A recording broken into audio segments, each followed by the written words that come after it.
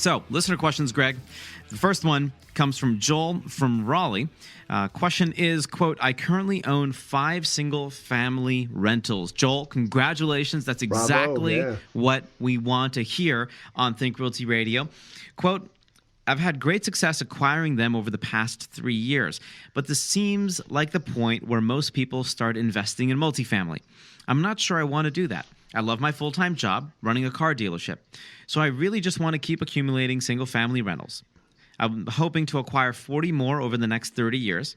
I want to know if this is a viable strategy to just keep acquiring single-family rentals, SFR, and if so, why someone like me ought to go this route versus another.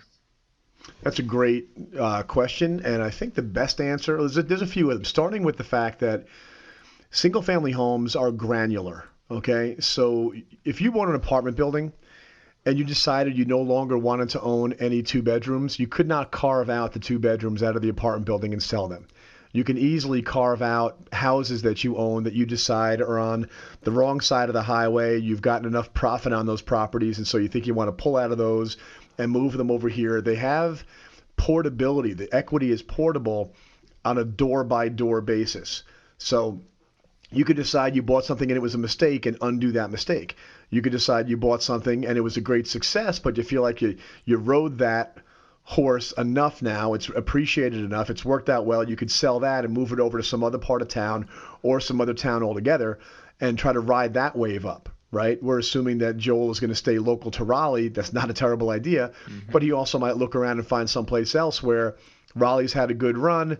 Now I'm going to move out of this property into another one.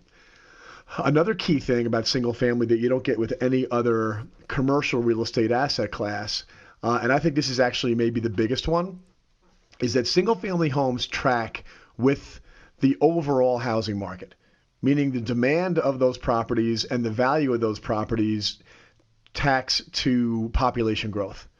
Okay?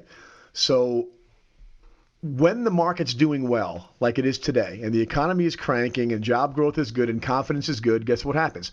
Home ownership rates increase, and you as an owner of rental property see the value of your property get driven up by nothing to do with anything you did. Your property value is being driven up because other people are buying homes to live in the same town.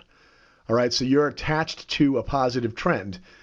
Now, home ownership rates going up, is that bad for landlords? Not when it comes to single family rentals, because there's not enough single family rentals out there for the number of people that want to rent and want to live in a house. Most single family homes are still home ownership homes. So there's a disconnect between the amount of supply of single family rentals versus the number of people that want to be there. So even if home ownership rates are rising and therefore rentership is declining, you're still in a catbird seat if you own single family rentals. Do you ever think that we'll get into a position where we'll just have too many single family rentals, where the supply will just exceed demand? A great question. Okay, so let's say that happens. Because the market has 2 different exits. Okay, so if it turns out there's too many single family rentals, you know what I would do? I would sell some of my single family rentals to homeowners. Because if there's too much home ownership and there's too many rentals and the demand is on the home ownership side, this is my point. It's a 2-headed coin, okay? You have the ability, let's say the economy goes south. We have an ugly recession in a few years, okay? Now what's going to happen? Well, the economy's bad. Does that hurt my rental portfolio? Well, it may flatten out your property value, all right, because there's less people that want to buy homes. But when people don't buy homes, they still want to live indoors.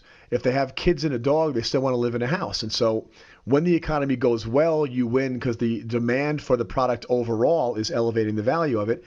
If and when the economy goes badly, you win again because renting your home just got in more demand. So you may have a flattening appreciation, but you get an increase in your yield because your rents are likely to go up because of more demand. And again, you just hold. So no matter which way it goes, and that's not like office buildings, shopping centers. Like if I was in the shopping center business right now, I'd be worried about Amazon, right? They're not going to, they might make an electronic way for me to hail a cab, and they may find an electronic way for me to buy Christmas presents, but they're not going to find an electronic way for me to keep rain off my head and put my kids to bed under a roof, okay? There's no chance of any technology replacing the need for shelter. And so shopping centers depend upon retail. Retail is getting skunked right now, so shopping centers aren't doing well. Office space depends upon people going to an office to work. Well, technology is replacing the need to do that for a lot of people.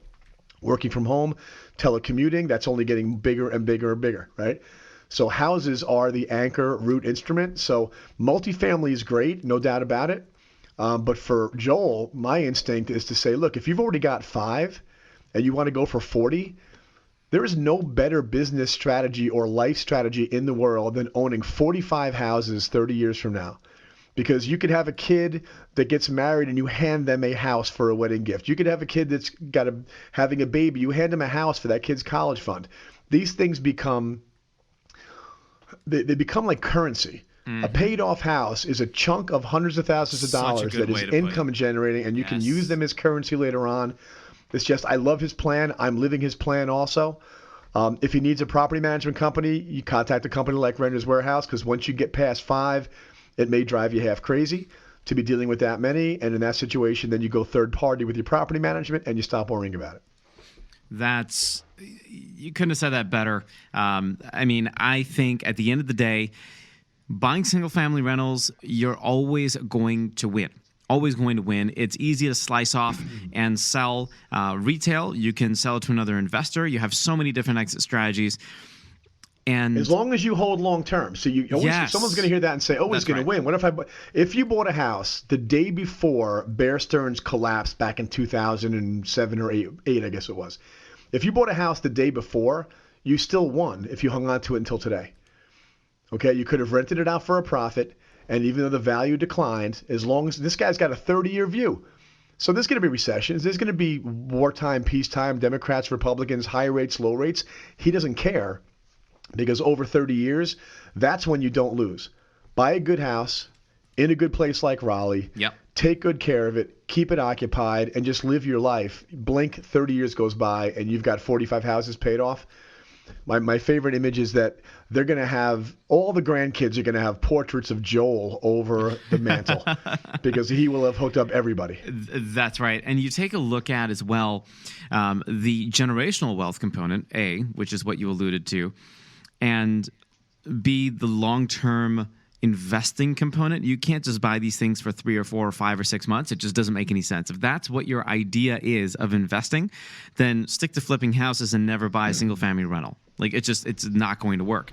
The other thing that I like that Greg and I talked about a couple times on the show is giving a purpose for each property that you buy.